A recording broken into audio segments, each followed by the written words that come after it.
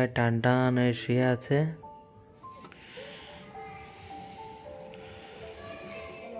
কি করছো তুমি? এই আট প্রকার। Hello everyone, welcome back to my channel Bapan Moumita. Bapan Moumita চ্যানেলের সঙ্গে জানাই আরও একটি নতুন ভিডিওর অনেক অনেক ওয়েলকাম। কেমন আছো তোমরা সবাই? আশা করি খুব ভালো আছো, আমিও মোটামুটি আছি। তো এখন হচ্ছে দুপুর হয়ে গেছে, ঠিক আছে। তো আজকের ভিডিওটা এখান থেকে শুরু করছি, আর থাম্বনেল টাইটেল তো কেউ বুঝতেই পারছো আজকের ভিডিওটা কী হতে চলেছে। তো চলো ভিডিওটি শুরু করা যাক। তো তোমাদের দাদাভাই আমাদের মন্দিরের পাশে যে ষষ্ঠীতলা আছে, ষষ্ঠীতলায় যে বেল গাছটা আছে, সেই বেল গাছ থেকে এই বেলটা পড়েছে। বিয়ে হয়ে আসার পরের থেকে মনে হয় গেল বছর থেকে বেল ধরছে। তো তোমাদের দাদাভাইকে গেল বছর আমি কি বলেছিলাম যে ওই গাছের বেল কেমন খেতে, পাকলে পরে মানে পড়ার আগে একটু একটা পেরে দেখো। তো ওর আর পাড়া লাগেনি, তো বেলটা গাছ থেকে টক করে পড়েছে, আর ও আমার জন্য নিয়ে এসছে। তো আজকে গতকাল যেহেতু এ বাড়িতে এসে দেখেছি যে ঘরের কি অবস্থা হয়েছিল। তো সকালবেলা ঘুম থেকে উঠে টুকটুক করে সব কাজকর্মগুলো সেরেছি। বিছানাটা সুন্দর করে গুছিয়েছি, আলনাটা গুছিয়েছি, ঘরটা মুছেছি, নিজের টুকিটাকি বেশ কিছু কাজকর্ম করেছি। আর বড়দের একটু সমস্যা আছে, সেই জন্য পুজো দিতে পারবে না। আর দেখো ওখানে কত কিছু জড়ো পড়েছে, ওগুলো সব ধুতে হবে। আর এই কদিন ধরে মেঘলা মেঘলা আকাশ, ও তো মোটা জিনিস রোদ না বেরোলে মানে ধোয়া যাবে না আর কি। তো ওখানে আমি যেগুলো ধুতে হবে, ওখানে দুটো কম্বল আছে, তোমাদের দাদাভাইকে বলেছি রোদ বেরোনোর সঙ্গে সঙ্গে কিন্তু ধুয়ে দেবে। তারপরে ওই যে বললাম বড়দির একটু অসুবিধা আছে, সেই জন্য পুজো দিতে পারবে না। তো পুজোর ঘরেও আমি খুব কষ্ট মানে ঝুঁকে তো মোছামুছি করতে পারছি না। তো তোমাদের দাদাভাইকে বলেছিলাম ঘরটা আমাকে শুধু একটু মুছে দিও, আমি দাঁড়িয়ে দাঁড়িয়ে মানে পুজোর বাসনগুলো ধুয়ে স্নান করে পুজোটা দিয়ে নেবো। তো পুজো দিয়ে তারপরে তোমাদের সঙ্গে কথা বলছি, ঠিক আছে। আজকে হচ্ছে সোমবার, আর মানে কি বলবো, আজকে হচ্ছে সোমবার। গতকাল রাত্রে নাকি অমাবস্যা লেগেছে। অমাবস্যা লাগার পরে যে আজকে হচ্ছে রাতে হয়তো সূর্যগ্রহণ লাগতে পারে। তো কিভাবে কী দিয়ে কি আমরা পালন করব সবটা তোমাদের সঙ্গে শেয়ার করব।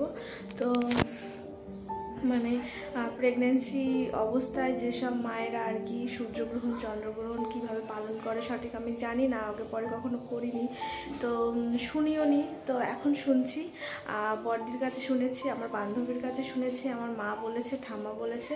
তো সেই অনুযায়ী আর কি পালন করব। তো কীভাবে পালন করব সবটা তোমাদের সঙ্গে শেয়ার করব। তো চলো তোমরা সঙ্গে। এখন সন্ধ্যা পেরিয়ে গেছে, তো এখন এই যে আস্তে আস্তে গুটি গুটি পায়ে পাটখড়ি সঙ্গে করে নিয়ে এখন নিচের দিকে যাওয়া হচ্ছে।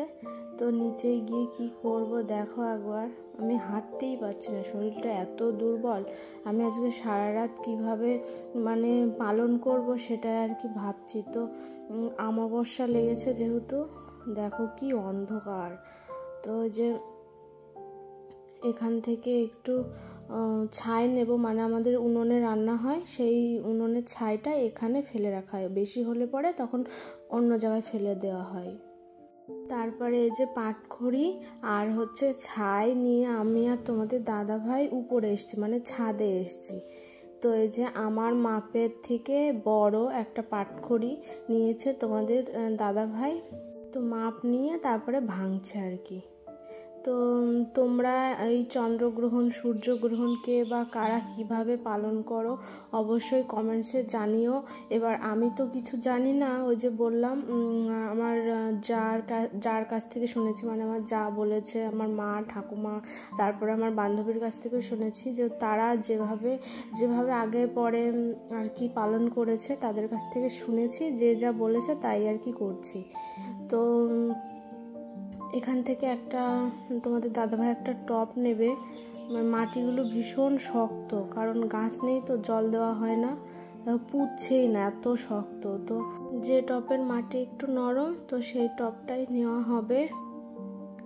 তো দেখা যাক কোনটা নরম। তোমাদের দাদাভাই ওই যে পাটখড়ি দিয়ে হচ্ছে পুঁতে পুঁতে দেখছে কোনটা নরম কোনটা শক্ত। আমার মা আগে বলতো মা যখন হবি তখন বুঝবি, তো এখন বুঝছি মা হওয়া অত সহজ না। তো তোমাদের দাদাভাই একটা যে টব পেয়েছে, যে টবের মাটিটা একটু নরম আছে, পাটখড়িটা পুঁততে সুবিধা হবে। তো এই যে এখানে রাখছে যাতে আর কি হাওয়া বাতাস না লেগে পড়ে যায়, মানে আবডালে রাখছে। একটুখানি আগুন নিয়ে আসো, এইদিকে এইদিকে। তো এই টবের মাটির উপরে এই যে এখন আমাদের দাদা ভাই ছাইটা দিয়ে দিচ্ছে।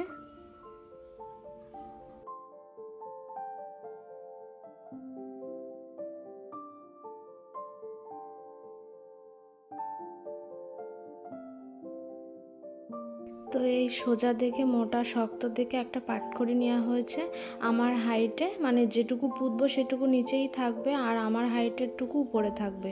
তো এই পাটখড়ি নাকি এক নিঃশ্বাসে পুঁততে হবে, মানে পাটখড়িটা সোজা হয়ে থাকলে আমি একটু সোজা হয়ে শুতে পারবো, একটু সোজা হয়ে বসতে পারবো, সেই জন্য আর কি। তো এই যে আমি এক নিঃশ্বাসে পাটখড়িটা পুঁতে দিলাম।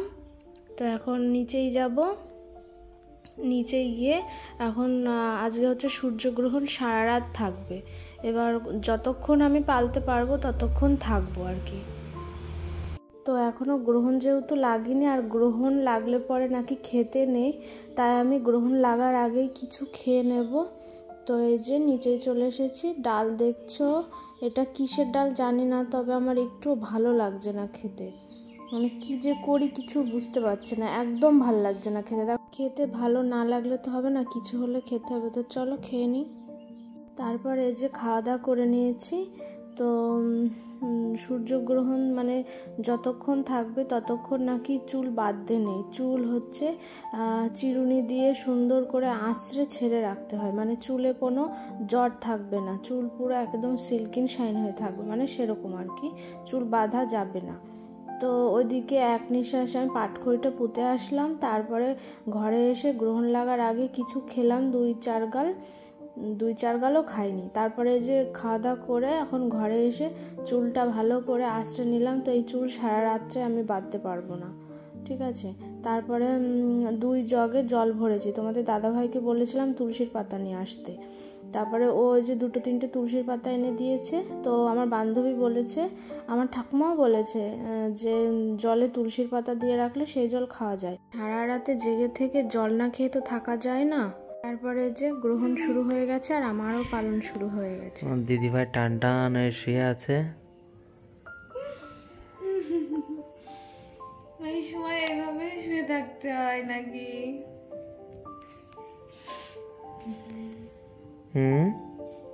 কেমন লাগছে? ঘুমাতে নেই নাকি? কিন্তু ঘুমাতে নেই, ঘুম পাচ্ছে তো। তাকায় থাকতে হয় সোজা করে।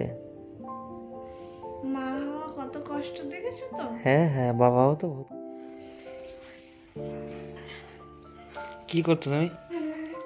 এটা হচ্ছে আমার নাইট ওয়ার্ক হচ্ছে। পানি পাগলি দেখা যাচ্ছে? চুড়েল রাত্রি ভয় পাবো তো। তুমি এত বড় কথা বলতে পারলে আমি চুড়েল? দেখো কেমন নাটি রাস্তা দিয়ে আলদি পাইবে। এটাই বাড়াতে হয়, কি করবো আমি?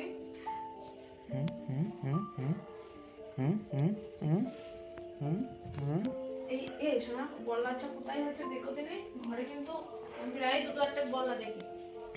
ওই দেখো, বললা তো আমি কটা দিন ধরে দেখতেছি। ওই দেখো, মনে হয় ঘরের কোথাও কোনা পানিতে হচ্ছে। আমি কটা দিন ধরে ওই যে ওর মধ্যে আছিস তুই? জানি হয়তো বাইরের দিকেও হতে পারে, ওরা তো সেই মাটি দিয়ে ইয়ে করে, বাসা করে। মনে হয় ওর মধ্যে হয়েছে করে না, ঢুকিছে মানে ওর মধ্যে হয়েছে। ওই 2 গুলির মাঝখানে, তাই না বলো? এই যে এর মধ্যে ওই পাশে আর এই পাশেটার মাঝখানে না বলো? বললেও হতে পারে, কি করবা না বলো তো, বলা হলে পরে তো ঘরে থাকা মুশকিল হয়ে যাবে। কাল একটু দেখো তো আমার সাথে রাতে কখন ছুটবে কি জানি। কি করছো তুমি? এই 8 প্রকার আমার জড় প্রকৃতি, এই 8 প্রকার প্রকৃতির নাম অপর নিকৃষ্ট জড় প্রকৃতি। ইহা ছাড়া আমার আর একটি প্রকৃতি আছে, তার নাম পরা শ্রেষ্ঠ প্রকৃতি। কেন কথা বলতে পারো না তুমি? কি করছো তুমি? দেখতে পাচ্ছ না কি করছি? হে মহাবাহ, জানিবে তাহাই এই সমস্ত জগৎকে ধারণ করিয়া রইয়াছে। গীতা পড়ছো? পড়ো পড়ো পড়ো পড়ো। পড়া ও অপরা প্রকৃতি হইতে সর্বপ্রাণীর সৃষ্টি হইয়াছে, আমিও সমস্ত বিশ্বের সৃষ্টি ও প্রলয়কারী। পৃষ্ঠাটা চেঞ্জ করে দাও।